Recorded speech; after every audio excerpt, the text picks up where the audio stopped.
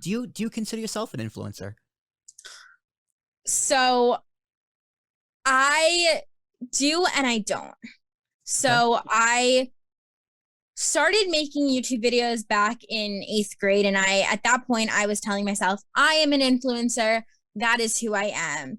And at a certain point, it was like, I wasn't an influencer, that I wasn't making money off of things. I wasn't really getting a lot of brand sponsorships. It just like wasn't a thing that was happening. And I was like, can I really call myself an influencer if I'm not influencing people to buy things or do things or whatever? Like, I think that's where the whole term influencer came from.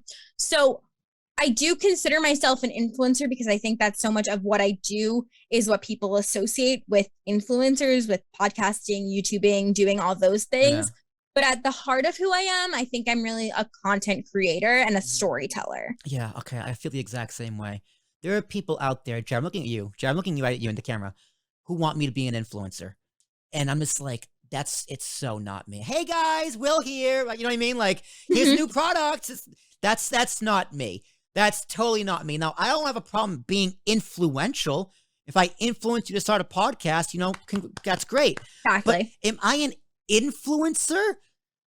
I don't want that responsibility. It's not my job to raise your kids. You know what I mean? It's like there's so much talks around what is an influencer, what is not an influencer. And the term influencer gets thrown around a lot.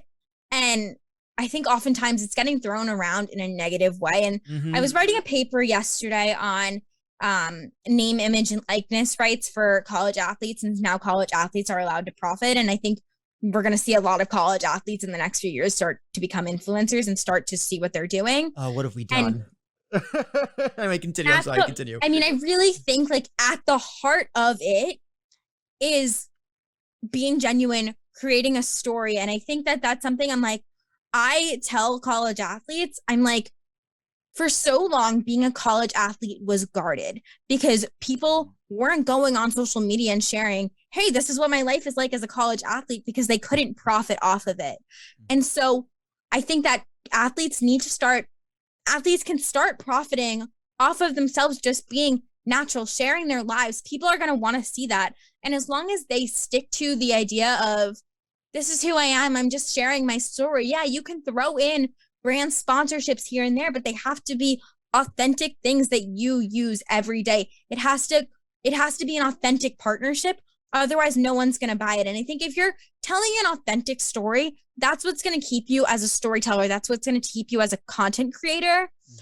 But then we kind of end up in this sphere a lot of the time where people take on too many brand deals and it's not authentic anymore. They lose their credibility. And that's why the modern day influencer, I think, is kind of dying.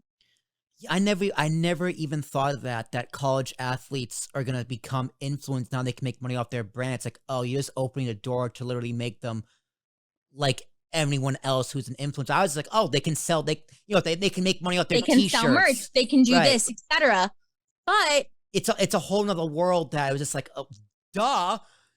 And it's this idea of when it first came out, so many athletes were like, oh, I play volleyball at a small Division I school. I can't make any money off that. Only football players are going to make money. And I'm like, oh, but you can. It's like, start a podcast. Start a podcast. Start a YouTube channel. Dance on TikTok. Do something. Yeah. Now you can. Now you're allowed. Go ahead. It's capitalism at its finest. Go make it work. You can't make the money. If you say I can't make the money, guess what? You're not going to make the money. Exactly. And that's what a lot of college athletes, they thought, oh, July 1st, I can make money. All right, payday is coming. And I'm like, no.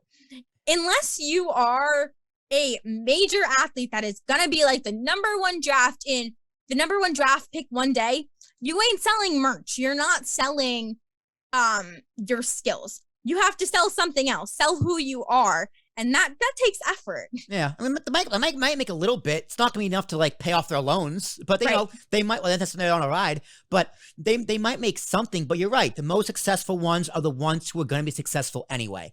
It really is just making them earn money faster, which, hey, I fully support. Like I was so glad that law passed that now they can make money off their name because the NCAA, you know, God love them. I love their college sports. March Madness, I'm there first.